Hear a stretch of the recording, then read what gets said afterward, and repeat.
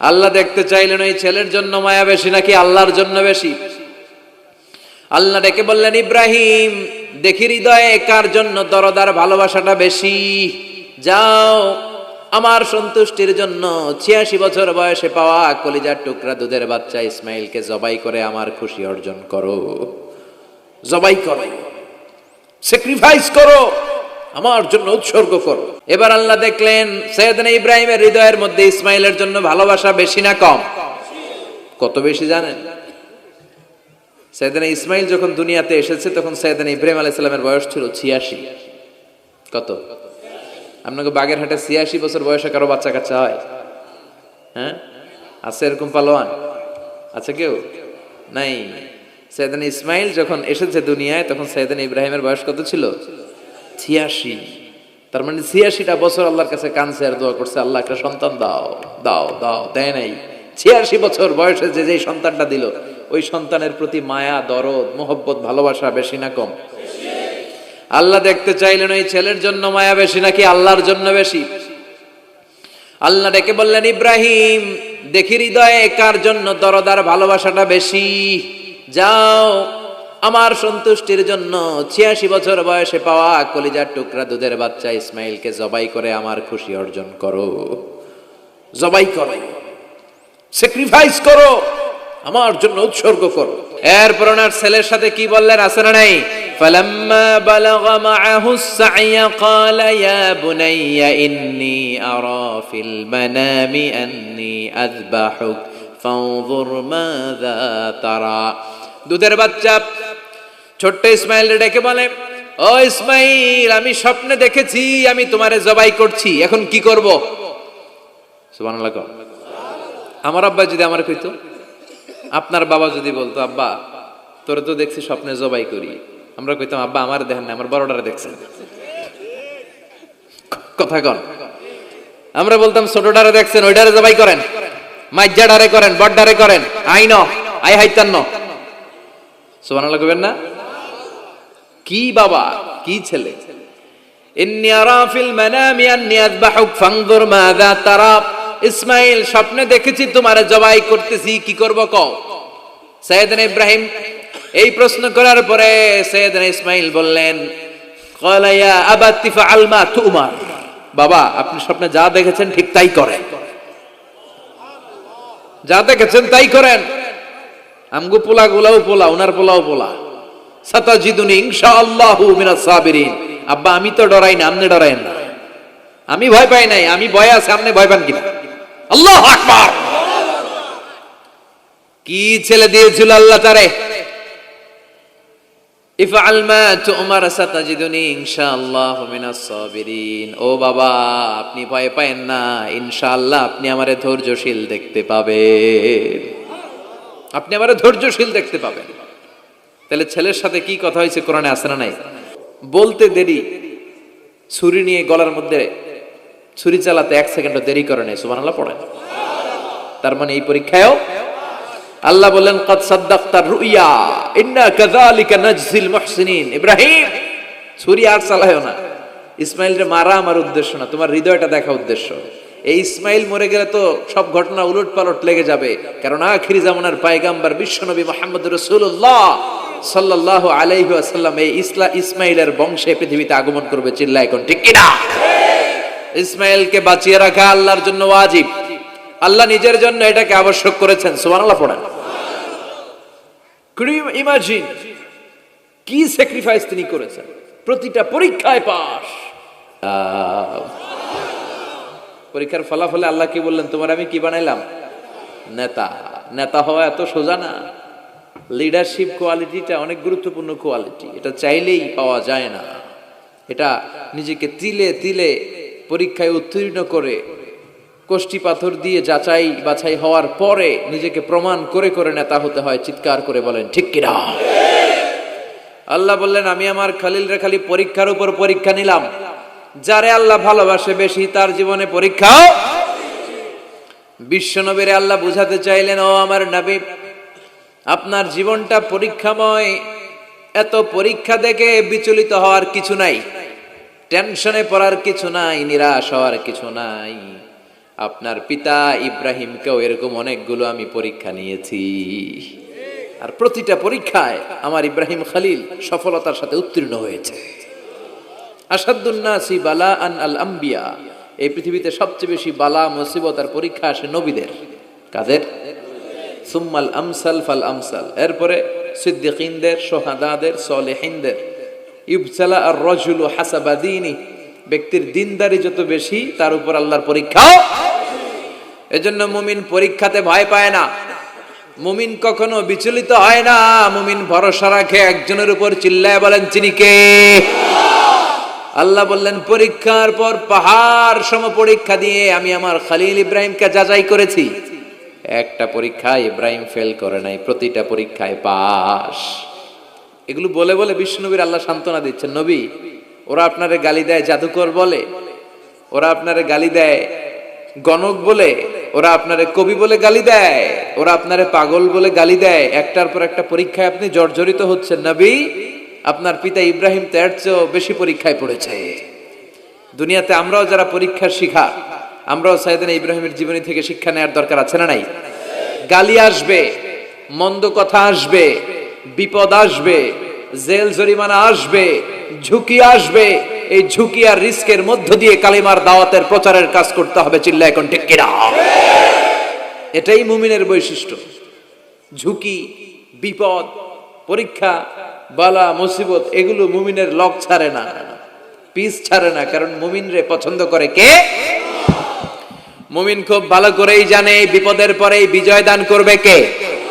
রাত্রি যত গভীর হয়, সুবহে সাদিকের সময় কাছে আসতে থাকে, গর্ভবতী নারীর পেটের ব্যথা যত বাড়তে থাকে, নতুন মেহমান দুনিয়ায় আসার সময় ঘনাতে থাকে, তেমনি ইসলামের পক্ষে যারা কথা বলে তাদের উপর বিপদ, ঝুঁকি, অত্যাচার, অনাচার যত বাড়তে থাকে, কালেমার বিজয়ের সময়টাও কাছে আসতে থাকে,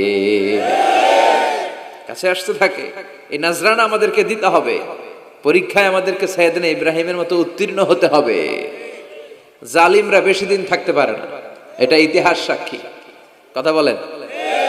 যারা জুলুম করে তাদের জন্য তো সাহায্য নাই, যারা মাজলুম তাদের জন্য সাহায্য।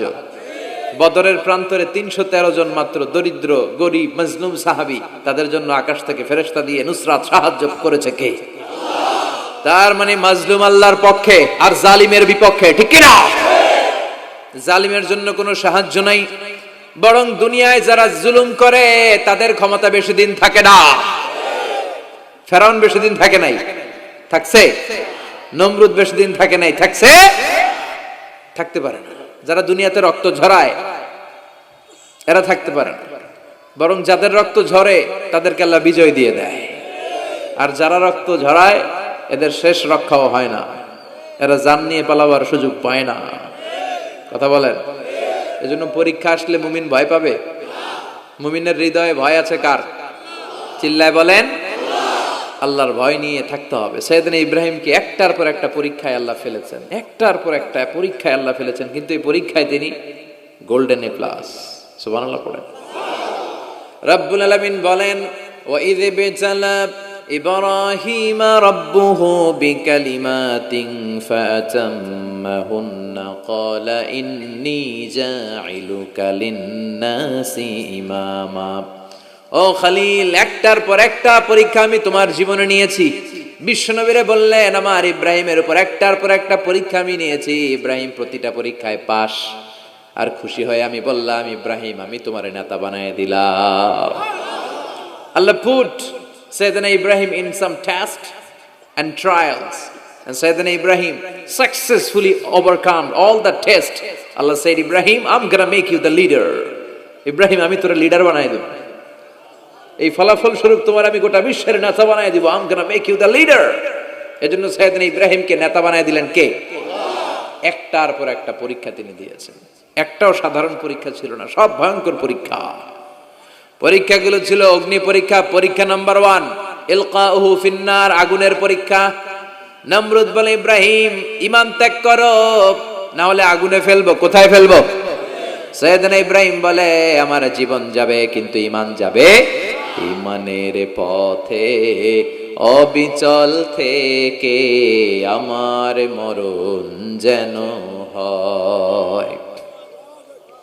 তোমারই কাছে মিনতি আমার, তোমারই কাছে মিনতি আমার, মহামহিম দয়াময়, ইমানের পথে অবিচল থেকে আমার মরণ যেন হয়। পড়ে না আমিন। নমরুদ বলে ইব্রাহিম ঈমান ছাড়ো, তা না হলে আগুনে ফেলবো। ইব্রাহিম বলে জীবন যাবে কিন্তু ঈমান যাবে। তার মানে পরীক্ষায় পাস, আগুনে ফেলে দেয়া হলো, ঈমান হারা করতে পারে নাই নমরুদ। তার মানে আগুনের পরীক্ষায় নাকি ফেল না পাস? পরীক্ষা নাম্বার 1। পরীক্ষা নাম্বার 2, আল্লাহ বললেন ইব্রাহিম কলিজার টুকরা সন্তান ইসমাইলকে আর প্রিয়তমা স্ত্রী হাজারকে মক্কার ধুধু প্রান্তরে রেখে আসো, যেখানে কোনো মানুষ নাই, কোনো পাখি নাই, কোনো প্রাণী নাই, কোনো খাওয়ার পানিও নাই, কেউ নাই, জনমানব শূন্য এলাকার মধ্যে ফ্যামিলির সবাইকে রেখে আসো, ইসমাইলরেও রেখে আসো, হাজারকেও রেখে আসো। কোনো টু শব্দ করলেন না। সাইয়েদনা ইব্রাহিম কিছু জিজ্ঞেসও করলেন না, বলার সাথে সাথে ওনার স্ত্রী আর কলিজার টুকরা বাচ্চাটারে মক্কার ধুধু প্রান্তরে রেখে দিয়ে আসলেন। এই পরীক্ষায়ও কথা বলেন, এই পরীক্ষায়ও আমাদেরকে যদি আল্লাহ বলে যাও তোমার সন্তান তোমার স্ত্রীকে রেখে আসো সাহারা মরুভূমিতে, পারবেন? হ্যাঁ, কি পরীক্ষা দিয়ে আল্লাহর প্রিয় হয়েছে। তার মানে আগুনের পরীক্ষায় পাস, ফ্যামিলি বিসর্জন দেওয়ার পরীক্ষায় পাস। আবার আল্লাহ বললেন ওয়াজআলনা ফি যুররিয়াতিহিন নুবুওয়াতা ওয়াল কিতাব, আমি খুশি হয়ে এই ইব্রাহিমের বংশের মধ্যে নবুয়ত দিয়েছি, আবার কিতাবও দিয়েছি। সুবহানাল্লাহ বলেন। তিনি নবুয়ত দিয়েছেন। পৃথিবীতে যত নবী আসছে সব সাইয়েদনা ইব্রাহিমের নাতিপুতি। সব কি বিশ্বাস হয় না? এই পৃথিবীতে যত পয়গম্বর এসেছেন তার 99.99% নবীরাই ওনার ছেলে আর নাতিপুতি। চিল্লায় পড়েন আল্লাহু আকবার। এজন্য ওনারে বলা হয় আবুল আম্বিয়া, father of the all prophets, সব নবীদের বাবা। ওনার বয়স যখন 86 তখন আল্লাহ সাইয়েদনা ইসমাইলকে দিলেন। বয়স যখন 100 তখন সাইয়েদনা ইসহাক আলাইহিস সালামকে আল্লাহ দিলেন। এইদিকে ইসমাইল, এদিকে সবাই বলেন এদিকে, এদিকে সবাই বলেন এটা, এটা ইসহাক। পৃথিবীতে যত নবী এসেছে সব ইসহাকের চ্যানেলে এসেছে। এই সাইয়েদনা ইসহাক আলাইহিস সালামের চ্যানেলে এসেছে। সাইয়েদনা ইসমাইলের চ্যানেলে নবী নাই, কোন নবী নাই, নবী ছাড়া চ্যানেল। আর এখানে যত হাজার হাজার লক্ষাধিক নবী এসেছে সব নবী ইসহাক আলাইহিস সালামের চ্যানেলে যারা এসেছে সব নবীরা অন্যান্যদেরকে বলে যাইতো, তার উম্মতকে বলে যেত যে সবশেষে একজন নবী আসবে, তিনি হবেন সর্বশ্রেষ্ঠ নবী, তিনি হবেন সর্বশ্রেষ্ঠ নবী। তো এদের এই চ্যানেলে এত নবী, এরা ভাবছে ওই সর্বশেষ নবীটাও এদিক দিয়েই আসবে। কিন্তু আল্লাহ হাজার হাজার লক্ষ নবী এই চ্যানেলে পাঠালেন, কিন্তু সর্বশেষ নবীটা এইখানে পাঠালেন না। সর্বশেষ চ্যানেলের নবীটা আল্লাহ এই চ্যানেলে পাঠাই দিলেন। সর্বশেষ নবীটা সাইয়েদনা ইসমাইলের চ্যানেলে এসেছে। এজন্য ওরা হচ্ছে বানি ইসরাইল আর আমরা হচ্ছি বানি ইসমাইল। সুবহানাল্লাহ পড়বেন না? উনার ধর্ম, উনার চেইন থেকে ইহুদিবাদ, খ্রিস্টবাদ, ইসলাম, এই 3 ধর্মের জন্ম। ইহুদিবাদও আল্লাহর দেয়া ধর্ম, খ্রিস্টবাদও আল্লাহর দেয়া ধর্ম, কিন্তু আল্লাহর দেয়া শরীয়তের উপর ওরা অবশিষ্ট থাকে নাই, থেকেছে শুধু ইসলাম। ঠিক কিনা? এজন্য আমরা প্রত্যেক নামাজে পড়ি গায়রিল মাগদুবি আলাইহিম ওয়ালাদ-দাল্লিন। ও আল্লাহ, গায়রিল মাগদুব, যাদের উপর তোমার রাগ ক্রোধ, তাদের পথ আমরা চাই না, ওরা হলো ইহুদিরা।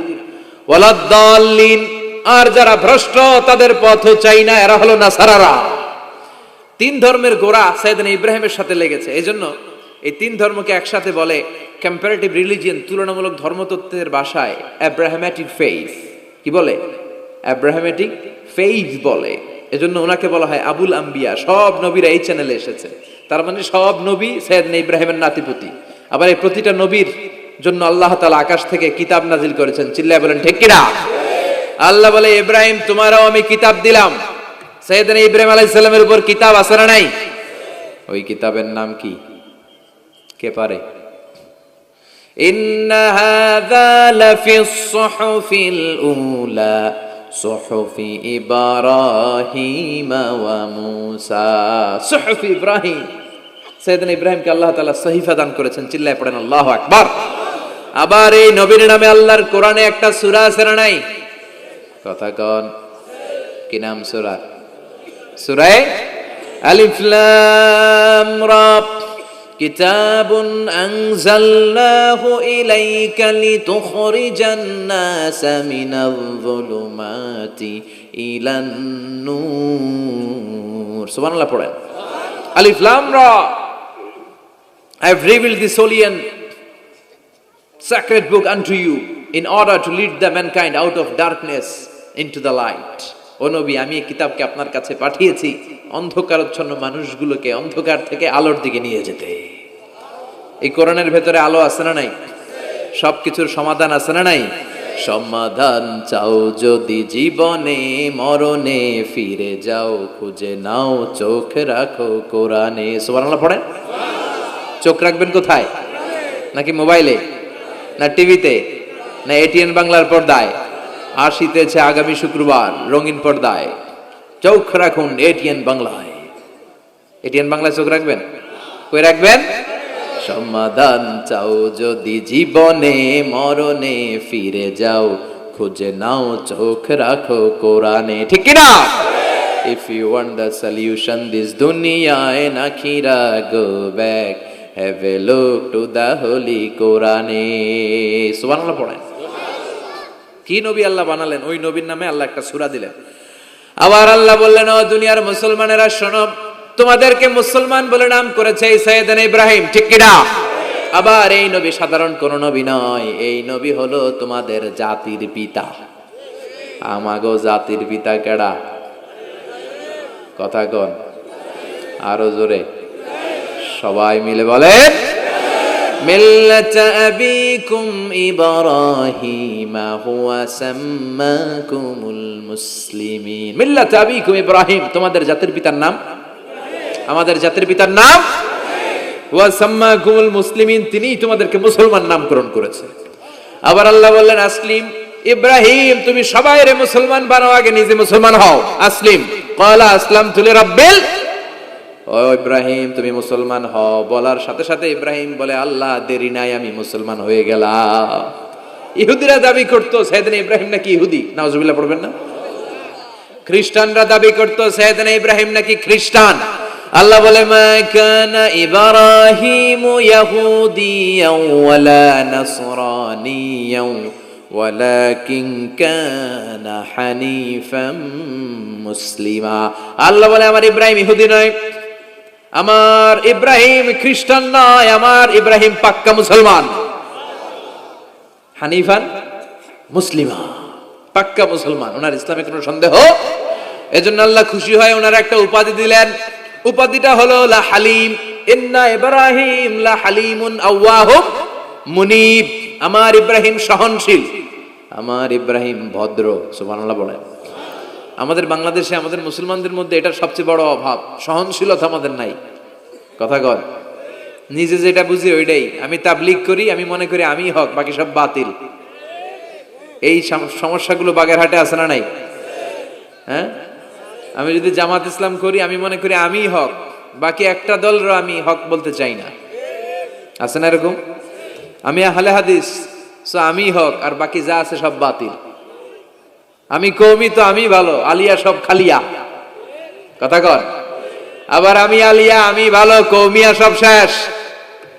এই ঠেলা ঠেলে এই দেশে আছে না নাই? এক ইসলাম, এক নবী, এক কোরআন, এরপরে সহনশীলতা নাই। সে অন্য নেশাবে পড়ুক, সে অন্য মতদর্শে হোক, সে তো আমার ভাই। সবচেয়ে বড় পরিচয়, সেও মুসলিম, আমিও মুসলিম। এই চিন্তাটুকু নাই। আল মুমিনুনা ইখওয়া, ব্রাদারহুড, ভ্রাতৃত্বের এই বন্ধনটা আমাদের মধ্যে নাই। আমরা একে অপরকে গালিগালাজ করতে দেরি করি না, একটু চিন্তা করি না। কাফের বলে ফতোয়া দিতেও দেরি করি না। কথা কন, ফতোয়া আছে না নাই? কয় তুই কাফের 10 কারণে, তুই কাফের 20 কারণে, তোর দাদা কাফের, তোর নানা কাফের, তোর পীর সাহেব হুজুর কাফের। আছে না নাই? তোর এই কাফের পীর সাহেব মারা গেলে, এই পীর সাহেবের যে কবরে শোয়ানো হবে, ওই কবরের উপরে যে ঘাস উঠবে, ওই ঘাস যে গরু খাবে, ওই গরুর যে দুধ খাবে, ওইটাও কাফের। আছে না নাই? খালি ফতুয়াবাজি। আল্লাহ বললেন আমার ইব্রাহিম ফতুয়াবাজি করে নাই। ইন্না ইব্রাহিম লা হালিমুন আওয়াহুম মুনিব, আমার ইব্রাহিম ছিল সহনশীল ভদ্র একজন নবী। চিৎকার করে বলতে হবে ঠিক কিনা। আবার আল্লাহ বললেন আমার ইব্রাহিমকে আমি খালিল উপাধি দিয়েছি। ইত্তাখাযাল্লাহু ইব্রাহিমা খালিলা, আল্লাহ বললেন গোটা বিশ্বের মধ্য থেকে কাউরে আমি খলিল বলে গ্রহণ করি নাই, একমাত্র ইব্রাহিমকে ছাড়া। ইব্রাহিম আলাইহিস সালামকে ছাড়া কাউরে আল্লাহ খলিল বানাইছে? খলিল মানে বন্ধু। খলিল মানে, সবাই বলেন খলিল মানে। সাইয়েদনা ইব্রাহিমকে বানাইছেন খলিল, আর বিশ্বনবীকে বানাইছেন হাবিব। বিশ্বনবীর কি বানাইছে? আর সাইয়েদনা ইব্রাহিম খলিল। বাপ বেটা, একজন খলিল একজন হাবিব। বাপ কা বেটা সিপাহী কা ঘোড়া, কুছ না হতো থোড়া থোড়া, ঠিক কিনা? বাপ ভালো তার বেটা ভালো তাই, মা ভালো তার ঝি, গাই ভালো তার দুধ ভালো রে, দুধ ভালো তার ঘি। বাবা যদি ভালো হয় ছেলে ভালো, মা যদি ভালো হয় মেয়ে ভালো, গাই যদি ভালো হয় দুধ ভালো, দুধ ভালো তো ঘি ভালো। কথা বলেন। যেমন বাপ তেমন বেটা। বাবা হলেন খলিল, ছেলে হলো হাবিব। খলিল মানেও বন্ধু, হাবিব মানেও বন্ধু। খলিল মানে এমন বন্ধু যেই বন্ধু আল্লাহরে খুশি করার জন্য কাজ করে। কথা বুঝতে হবে। খলিল মানে এমন বন্ধু যেই বন্ধু আল্লাহরে খুশি করার জন্য কাজ করে। আর হাবিব মানে এমন বন্ধু যেই বন্ধুরে খুশি করার জন্য আল্লাহ নিজেই কাজ করে। কার দাম বেশি?